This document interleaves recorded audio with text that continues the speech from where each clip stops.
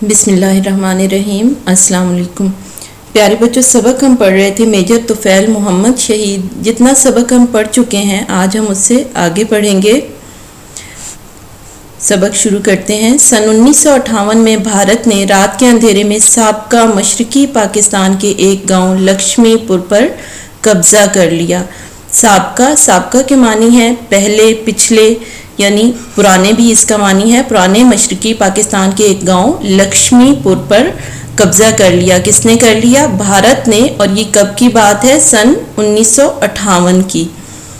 پاک فوج نے دشمن کے قبضے سے اپنا علاقہ آزاد کروانے کے لیے میجر طفیل محمد کا انتخاب کیا۔ پاک فوج نے، یعنی پاکستان کی جو فوج ہے، آرمی ہے، انہوں نے اس علاقے کو دشمن سے آزاد کروانے کے لیے میجر طفیل محمد کا انتخاب کیا، انہیں منتخب کیا، انہیں چن لیا۔ میجر طفیل محمد اس وقت 16ویں پنجاب ریجمنٹ کی بٹالین کے کمپنی کمانڈر تھے۔ ریجمنٹ کہتے ہیں فوجی، ریجمنٹ کی بٹالین فوجی دستہ، پیدل فوجی دستے کو کہتے ہیں۔ یہ 800 سے 1000 تک فوجیوں پر مشتمل ہوتا ہے۔ 7 اگست سن 1958 کو میجر طفیل محمد اپنے جوانوں کے ساتھ لکشمی پور کے محاذ پر پہنچے۔ محاذ کہتے ہیں لڑائی کا میدان، جس جگہ پر جنگ ہو رہی ہو اس جگہ پر پہنچے۔ صورتحال کا جائزہ لینے پر معلوم ہوا کہ دشمن کی بھاری فوج نے ایک اونچے ٹیلے پر قبضہ کر رکھا تھا۔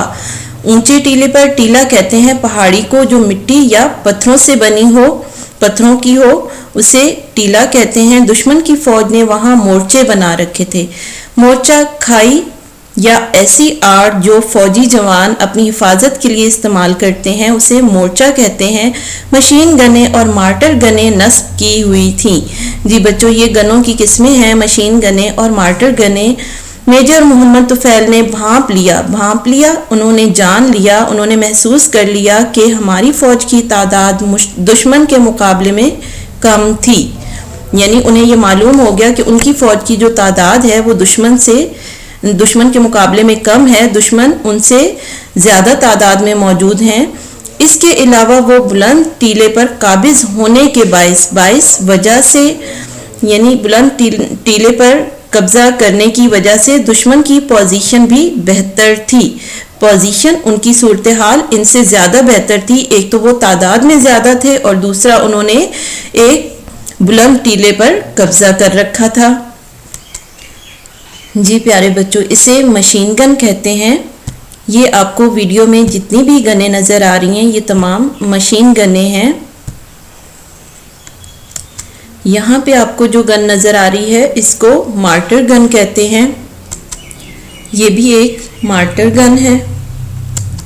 میجر طفیل محمد نے دشمن کے ہزاروں فوجیوں کا مقابلہ کرنے کے لیے اپنے 75 بہترین جوانوں کا انتخاب کیا۔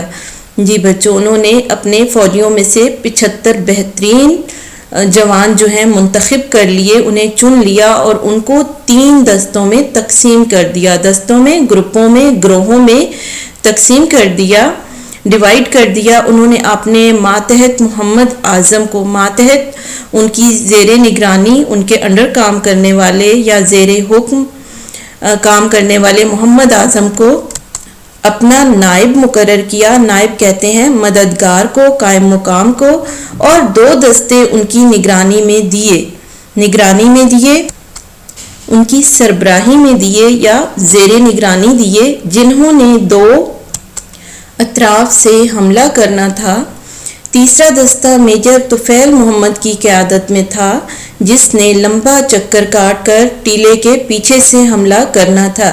جی بچوں، انہوں نے کیا حکمت عملی اختیار کی میجر طفیل محمد شہید نے کہ انہوں نے اپنی فوج کو 3 حصوں میں تقسیم کر دیا، 3 دستے بنائے، جن میں سے 2 دستے جو تھے اپنے انڈر ان کے ماتحت کام کرنے والے محمد اعظم کو دیے، ان کی قیادت میں دیے، اور انہوں نے 2 اطراف سے حملہ کرنا تھا، اور تیسرا دستہ انہوں نے اپنے ہمراہ لیا، اپنے ساتھ لیا اپنی قیادت میں، اور انہوں نے ٹیلے کے پیچھے سے چکر کاٹ کر ٹیلے کی پچھلی والی سائڈ سے حملہ کرنا تھا۔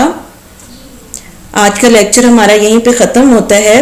سبق کا بقیہ حصہ ہم اگلے لیکچر میں پڑھیں گے۔